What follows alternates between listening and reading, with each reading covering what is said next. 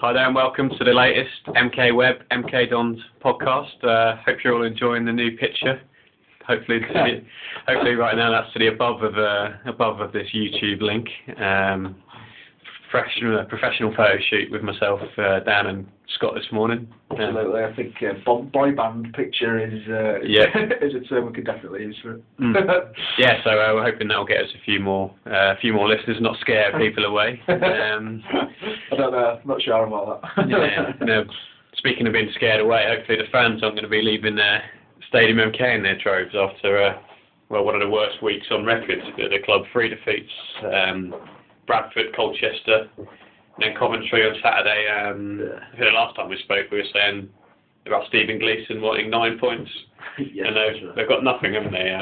First of all, great link, by the way, to that point. Thanks very much, yeah. all ad-lib. Well, yeah, you're right there. Absolutely appallingly, really. The Colchester defeat in particular was just dreadful. I think I got back, I was in bed for 2 in the morning for that, thinking, I can't believe what I've seen tonight. But, you look at the sort of goals, there's an element of luck, I guess, in there, in terms of, the Bradford goal, I think the second Bradford goal, sort of, it was a cross, basically. It's looped over McLaughlin and gone to the back of the net. And the goal off Lewington as well, massive deflection. The one at Coventry. Against Coventry, sorry, and then that was a massive deflection as well. And then, but there are other goals amongst that, obviously, as well, and the marking in the Bradford, the other 2 goals was very poor. 2 unbelievable free kicks by Coventry as well. But of course, you can't really concede the free kicks in those sort of areas anyway. You don't expect them to be in the top corner necessarily, but, it's been a really rough week for Dons, really, and it's going to be a real measure of the team to see how they get, and I think of the supporters as well. Can the supporters get behind the club when the chips are maybe a little bit down? Because actually we're now closer to the relegation zone than the players. An awful 1 minute suggesting that we're going to have a relegation battle this season, but it's got to be turned around quickly, isn't it? It's true, but I don't think Bristol City would have done it at the beginning of the season with Sam Baldock up front and let down a bit. So I'm not saying I don't think that will happen either, but this league is very, very tough this season. The promoted sides are all doing very well. Rotherham and Bradford, particularly amongst them, and Port Vale, they got up there above Dons now. There's obviously Wolves as well, which is the next league game away, so it doesn't get any tougher than that. So it's there's some very, very good teams in this league this season, and need to really buck up a little bit now, because certainly defensively. And I think up front as well, it seems an age-old problem for Dons is they have spells of really good attacking play, and just don't sit their chances away. I believe that was the case in the first half. First half at Coventry, went in 1-0 up at half time, and then that could have been, that game could have been in the books before Maguire had the chance to hit his free kicks in the second half. Definitely. This is the thing. There's so many times when it's 1-0 Dons at half time at home, and they've got to take the chances more. Bamford had a header just in the early part of the second half. Jennings missed an absolute sitter. And then Daniel Powell had a 1-on-1 after about 4 minutes as well. Yeah, that's right. It's you've got to be taking those chances. You've got to punish teams whilst you can, and Don's struggled to do that a little bit at times, I think. That's been the case for a couple of seasons, I think. And every team in this league is going to have a spell when they get on top of you. You're not going to dominate for the whole 90 minutes. So if it is only 1-0. You're just leaving yourself open to dropping points. You think that Sean Williams, I think he seems to get a penalty every weekend at the moment. Is it 8 or 9 goals he's got from the spot? It's at least that. It'd be around that. Yeah. You just every time he steps up to a set piece, you think he's going in. His strike rate, his conversion rate of penalties, if you like, is just phenomenal. It's so cool. But you can see how cool and calm he is on the ball in open play as well. There's not many centre-backs who'll do a Cruyff turn to get rid of the danger, and he seems to be able to just do it. I heard a stat the other day that I think Newcastle haven't been awarded a penalty this season, so I think Dons have been...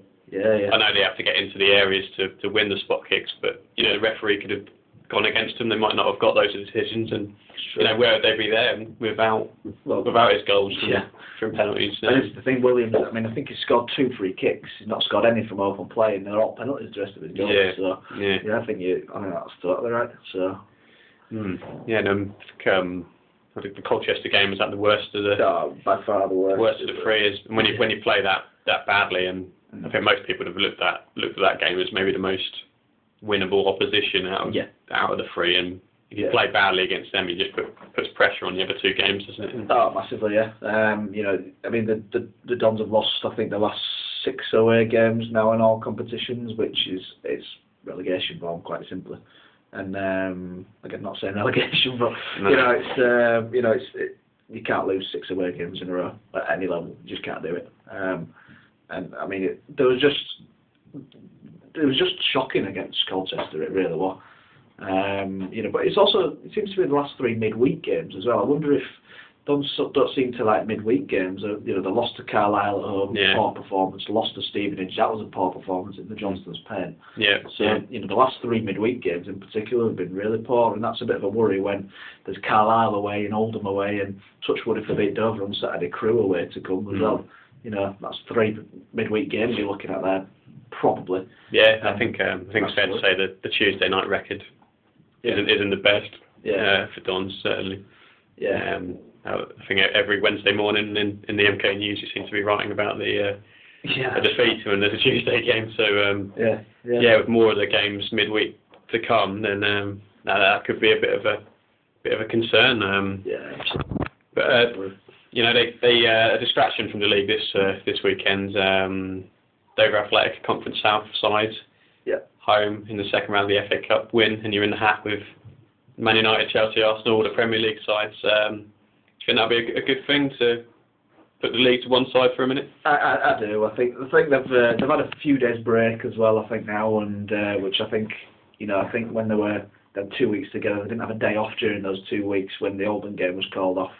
So I think that a bit of time. I know they've had a few days off the back. They were back in yesterday, I think. So a few days apart will have probably just done a little bit of good. Just get their own thoughts together and just chill out a little bit, really. But I think it will be good, and I think it's good as well. It's like this season, I don't think players are looking unlikely. I think this season, so if you can get a big team in the 3rd round, it could be a real sort of positive outlook to a season, which might not be the most positive Dons fans have ever seen. So, but I think it can bring confidence as well. Games like this, if Dons can go out and win a 4-0, something like that, then they're getting back used to getting the ball in the net, getting used to keeping a clean sheet, and hopefully they can kick on from there. So I think it could be a real big boost for them. On the other side of the coin, if Dover get a lucky early opener or something like that, and it could be a very, very difficult afternoon. I mean, you wouldn't fancy a midweek trip to Dover as well in 10 days after the game. You wouldn't, no. So I mean, it could quite easily work the other way around. God forbid if they lose it, then I mean, even a 1-0 win against Dover probably isn't enough, really. If you want to. Need a performance as well. Yeah, definitely. Result in a performance massively needed, I think, on Saturday, just to show that this is just a blip that week, and hopefully just try and kick on. Dover in quite a decent run of form, the mid-table in the Conference South, unbeaten since November, which is a 2-0 defeat at high-flying Basingstoke Town.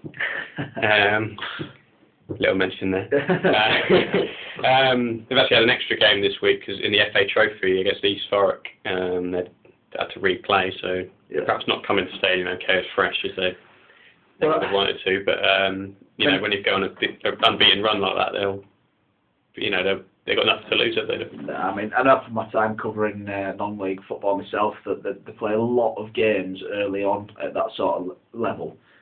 Just in case, because obviously with the bad weather coming in.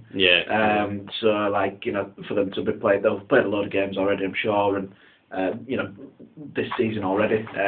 So to have had that extra game, this is where the Dons can really sort of in the last 15 minutes I would imagine that Dover should be getting very tired by then with all the games they've played so far this season. And but Dover seem to be a side that they've really risen up the leagues over the years. They always seem to be around the FA Cup in this sort of stage, first round. Always seem to make that sort of area. So it's not like it's the first time they've ever been in the FA Cup proper. So it's not as straightforward, perhaps, as you might sort of think. But you'll just have to see how tired they get towards the end of the game. But I mean, there's no doubt that Don should be winning comfortably on Saturday still. 3 divisions separating them.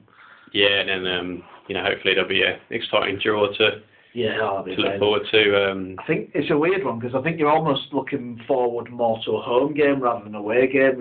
Just to see. Hopefully the stadium certificate will be built by then, finished by then, and really get the ground full if a Liverpool or a Man U can come to sit, or a Leeds. Well, Leeds is full. I'll give Leeds a mention as well. It's they could really get that. Normally you'd want away at Old Trafford or away at the Emirates to get that 50-50, split, and then get plenty of cash coming in. But I think it could be amazing to have a home draw against a real big club and just see, this would be a real moment to say, look, this is Stadium MK, this is the Dons, and this is what the stadium can hold and where the club is aiming to go in the next 10-15 years. Yeah, I think Carl Robinson, he made a lot last year of the superb run in the FA Cup, which included the win over AFC Wimbledon and the QPR victory as well. That sort of salvaged something from that season. Yeah, absolutely. It's looking like not playoffs again, then maybe a cup run will do the same thing. I know fans would obviously swap a cup run for league success every day of the week, but it's something to cling on to, isn't it? So yeah, definitely. I mean, look at the joy that people have got from beating AFC Wimbledon last season and from beating QPR and beating Sheffield Wednesday. I mean, the Sheffield Wednesday game was good as well. So it's definitely a good consolation, I'd say. If the league isn't quite going the right way, but I just can't see Dons challenging as things look at this stage, to be honest. So. That AFC Wimbledon game, obviously, just over a year to the day. Our time seems to fly. Just a brief mention for the next league game. I think if you're looking at League One before the season, what's the hardest game? Wolves away would be right up there, and no doubt about after that. 3 defeats, that's what we've got Molyneux. I don't think anyone's surprised at how well Wolves have started. They're certainly going to bounce back up to the Championship, in my opinion. When you need points, it's not the sort of fixture we could do with, really, is it? The last fixture you want. As you said, you look for the fixtures and you sort of think that's going to be the toughest game of the season, probably, when you're looking at that beginning of the season. And sometimes teams don't live up to how they should do, but Wolves definitely have done this season, haven't they? And to go to Wolves it's going to be very, very, very hard if you can get a draw out of that. That's good, but if they lose that, it's a 4th consecutive defeat in the league, and it's the 7th away defeat in a row, which is a hell of a lot. So it's a big game. Now we'll have to wait and see on that one. So quickly discuss the ins and outs. The club quite a busy end to the loan window last Thursday. Dale Jennings coming into the club, a winger. Went to Bayern Munich. Dons fans will remember him from a couple of seasons ago playing for Tranmere. He absolutely terrorised Dons defender Danny Woodards and the whole back four, really. At Prenton Park in a 4-2 win for Tranmere, and Carl actually had to take off Woodards after about half an hour. He subbed before half time. That's how effective he was for Tranmere. And then he got his surprise move to Bayern Munich, which is not something that many players in this country do. I think he played for their reserve team. It didn't really work out for him, and he's got his move to Barnsley. When he got to get past Ian Robben and Frank Ribery and all that stuff, it's quite tough, I would imagine. A few people above him in the pecking order. It was signed by Barnsley in the summer, and he's been allowed to go to Dons for a month on loan. He had quite a good debut against Coventry. He tired at the end, but showed some good signs. He'd not played for Barnsley for about 4 weeks, so he looked like he'd put a bit of weight on, to be perfectly honest. Don't mean that in a harsh way, but he did. And he didn't look massively fit, but he looked he looks like a fantastic player. But what really impressed me, he was bombing forward as you would expect a winger, but he won every ball, like won every tackle as well, which you don't often see. I don't think with wingers, you know. He was back, he was defending. You know, he really cared about what was happening for the team, and you know, it was. I think he's going to be a very, very good player to have for the next month. I think it could be, you know, just that little injection of you know, enthusiasm, and you know, I mean, I think within 20 seconds he got across it of the game, you know, on Saturday against Coventry. So you know, hopefully they can just get his fitness up a little bit, because he had to come off. He looked absolutely shattered on like he was the best player on the park, so it was a shame that they had to bring him off. But he did look absolutely shattered, so you know, probably wouldn't have been as effective as the game went on. But you know, he looks like a very, very good player, and you know, hopefully if they can get his fitness up, he could, you know, really provide Bamford with some good chances. Yeah, well, I guess it's an interesting signing, because you obviously think, Bayern Munich, that performance for Tranmere against Dons, but you know, is he that player now? Well, you have to remember he's Barnsley, who are struggling in the Championship, have allowed him to go for a month. So, you know, hopefully we'll see a bit of the player that Bayern were interested in.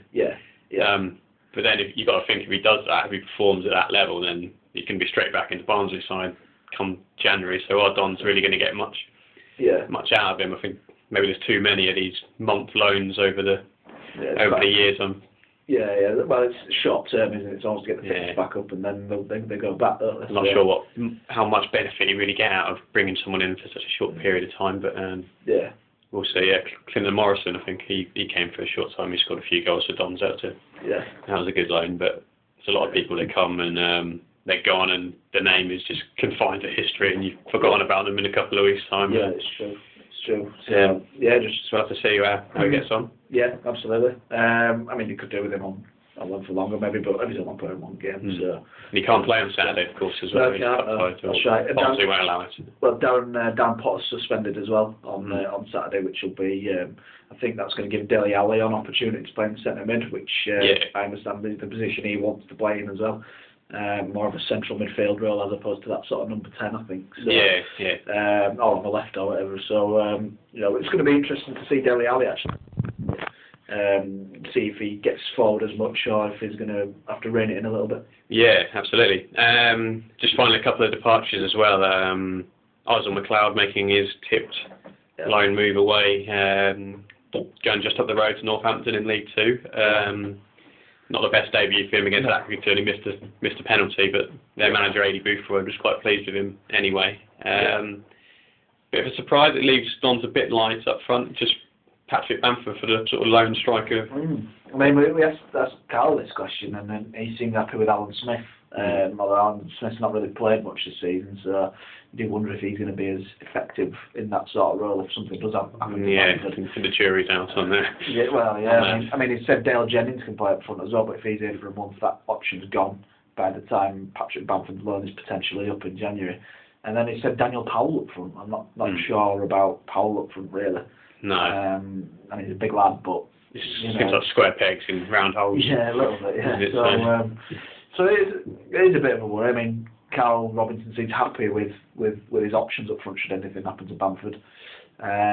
So you know, but I was surprised that McLeod was let go, and I think the fact that he missed a penalty probably shows that his confidence maybe isn't as high up as it should be. I guess. But if you're on the bench all the time, it's not going to be amazing, is it? You know. I guess maybe it's with Bamford potentially going back to Chelsea and joining another club. Maybe is it McLeod? Get McLeod out, get him playing a few games because he'll be needed. Yeah, I think in the new year. Is that possible? I think the intention is not for him to stay there. I know McLeod wants to come back and then fight for his place. So I don't think this loan move's going to be a 1 month thing. I don't think it's going to lead on to anything else. Whereas you look at the John Oxenaball loan, and that maybe potentially is a little bit more permanent. I think with Lee Hodgson. He's joined Tranmere, isn't he? The heel of God, as he's known for his winning goal against Wimbledon.